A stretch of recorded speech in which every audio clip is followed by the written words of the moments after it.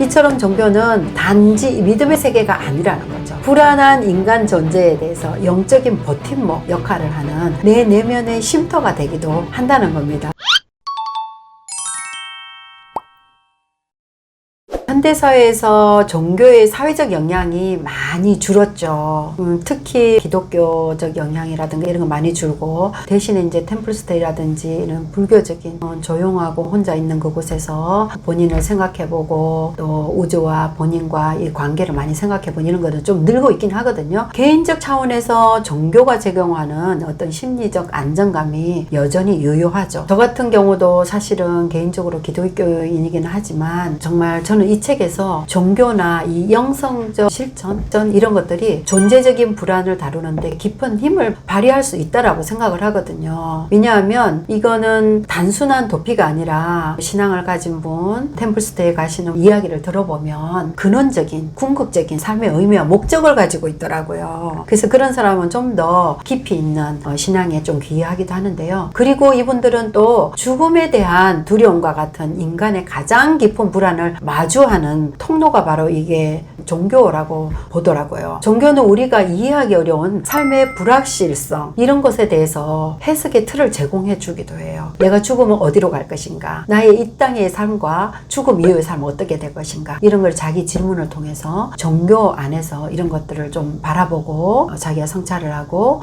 종교 활동을 하는데요. 예를 들면 기독교에서는 너희 염려를 하나님께 다 맡기라 라는 이런 말씀처럼 어떤 신에게 의탁하는, 의뢰하는, 의존하는 이런 행위를 통해서 우리가 통제할 수 없는 상황에서도 믿고 정서적 안정과 신뢰감을 회복하는 이런 거를 봤거든요. 뭐 템플스테이도 말하고, 또는 우리가 요즘 많이 성장하고 있는 명상 이런 것들도 사실은 이러한 영성적 실천은 꼭 종교의 어떤 교리만을 의미하진 않죠. 명상이라든지 기도라든지 자연과의 연결, 산책을 하면서 걷기 명상이라든지, 또는 영적 독서의 성찰, 또는 종교적인 의례, 배철원 교수의 그 심연에 보면은 매일 아침 본인은 의례를 한다고 하더라고요. 내가 아무것도 생각하지 않아도 그냥 과부자를 틀고 30분 앉아있는 걸 한대요. 저는 그거에 많은 인사이트를 얻었는데요. 제가 아무것도 하지 않아도 이게 3분 앉아있는 거 이런 것도 좀 하면서 저를 가만히 고요한 내 내면을 바라보는 이런 거를 제가 많이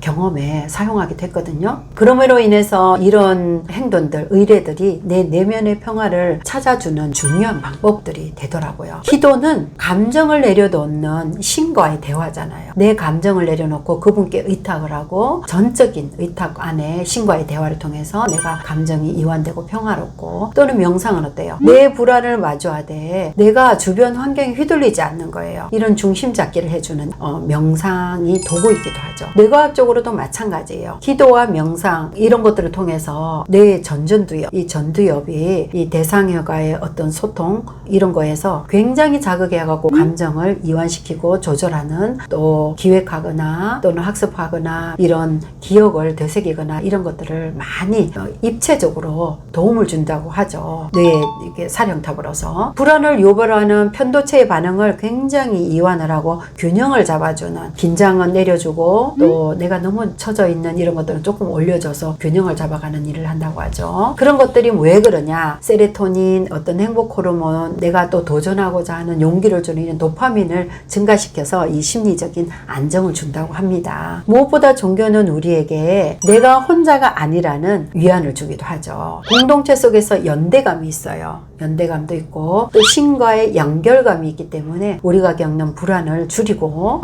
이를 더 큰 의미에서 본다면 삶의 틀을 넓혀가고 이 틀 안에서 바라볼 수 있고 우주 안에서 바라볼 수 있는 우리가 된다는 거예요. 결국 종교는 불안을 없애기보다는 불안과 함께 공존하면서 받아들이는 법을 배우게 되고, 또 의탁하고 위로받기도 하고 이런 넓어지는 계기가 된다는 거죠. 이처럼 종교는 단지 믿음의 세계가 아니라는 거죠. 불안한 인간 존재에 대해서 영적인 버팀목 역할을 하는 내 내면의 쉼터가 되기도 한다는 겁니다. 이렇게 변화가 빠르고 불확실성이 큰 오늘날에는요, 종교적 실천은 불안과의 공존을 위한 의미 있는 통로가 되기도 합니다. 그래서 많은 사람들이 명상도 하고 템플스테이도 하고 또 기독교에 기이해서 자기의 불안을 전적인 신에게 기도하는, 이 기도함으로 인해서 마음의 평안을 찾는 이런 일들이 일부는 줄어들고 있다고 하나 더 많은 사람들이 조용히 더 늘어나기도 하죠.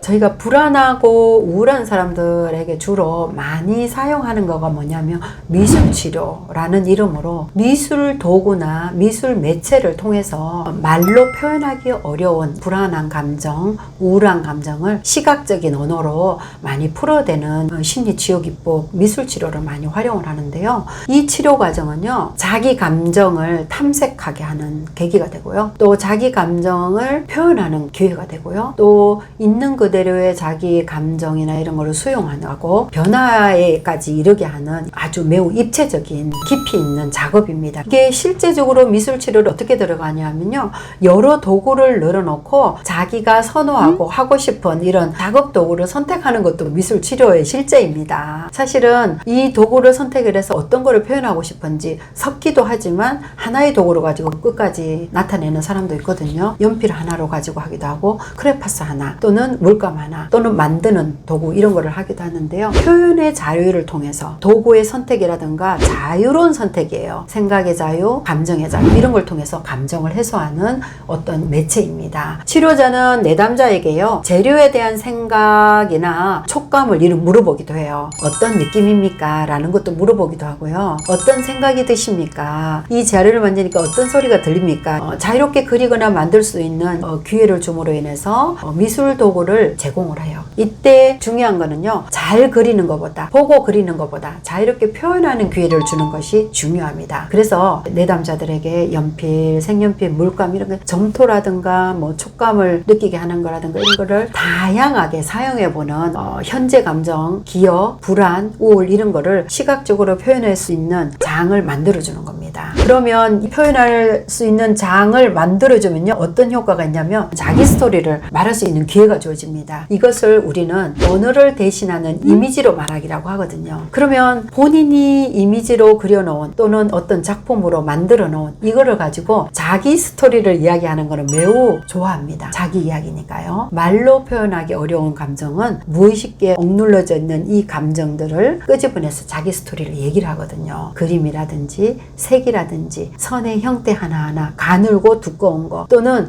굉장히 단순한 거, 복잡한 거 이런 거를 통해서 그의 내면의 불안을 겉으로 외부화 시킬 수 있는 통로가 되거든요. 이는 자기 자신을 안전하게 스토리를 통해서 풀어낼 수 있는, 객관화해서 바라볼 수 있는 계기가 되는 거죠. 특히 이런 미술치료 같은 거는요, 누구에게 트라우마나 유년기의 상처라든지 또는 대인관계의 불안이라든지 이런 사람들에게 이 매체는 굉장히 효과적이거든요. 그래서 작품을 해석하고 피드백하는 과정에도 본인이 하거든요. 치료자가 많이 하는 게 아니라 거의 내담자가 완성한 이 그림을 또는 조형물 이런 걸 통해서 자기 자신의 심리 상태를 거울처럼 바라보고 자기 스토리를 이야기한다든가, 또 이 시각적으로 보여진 이걸 가지고 자기 거울처럼 내가 이런 마음이 있었네, 이런 감정이 있었네를 바라볼 수 있는 기회입니다. 그래서 치료자는 내담자와 함께 그림을 보면서 그 안에 담긴 감정이라든지 또는 자기도 알아보지 못했던 패턴화된 이야기들, 또 자기 이해와 통찰로 연결하는 기회가 되는 거죠.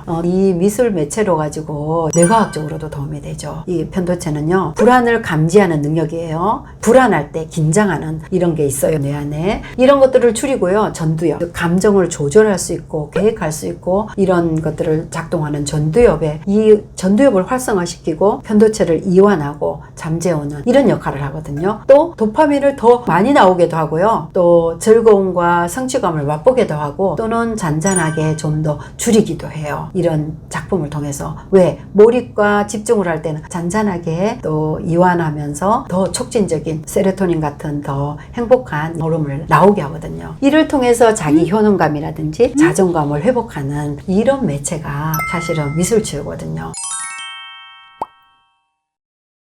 실제 미술치료 사례는요, 여기에 책에서도 이야기가 나왔거든요. 리안 씨라는 사례를 들었는데요. 이 사람은 40대 여성인데 어린 시절에 주 양육자의 관계에서 안정 애착이 되지 못했어요. 애착 손상이 있는 사람이었는데 이런 정서적 불안정, 대인관계의 불안 또는 이것을 회피하고 피하기 위해서 중독으로 가는 이런 문제를 어떻게 이 사람과 잘 소통할 수 있을까, 내면과 소통할 수 있게 할까라는 거를 고민한 끝에 미술치료를 했는데요. 이 무의식의 세계를 하나하나 시각적으로 내면을 드러내면서 표현하면서 자기와 세상과 길을 열어준 거예요. 스스로 나올 수 있는 이 내면의 감정을 표출하고 또는 충동이 느낄 때마다 그림으로 또는 만들기로 표출을 하면서 조절할 수 있는 능력을 조금씩 키워냈거든요. 그로 인해서 중독으로 갔던 금연이라든지 감정을 조절한다든지 자기가 자기를 자학하고 점점 힘들게 했던 거를, 자존감이 낮았던 걸 자기를 수용할 수 있는 이런 것들을 우리가 경험 내담자를 봤거든요. 미술치료는 이렇게 내면을 볼 수 없는 이런 내담자들을 자주 자기도 모르는 사이에 속에 있는 것들을 표출할 수 있는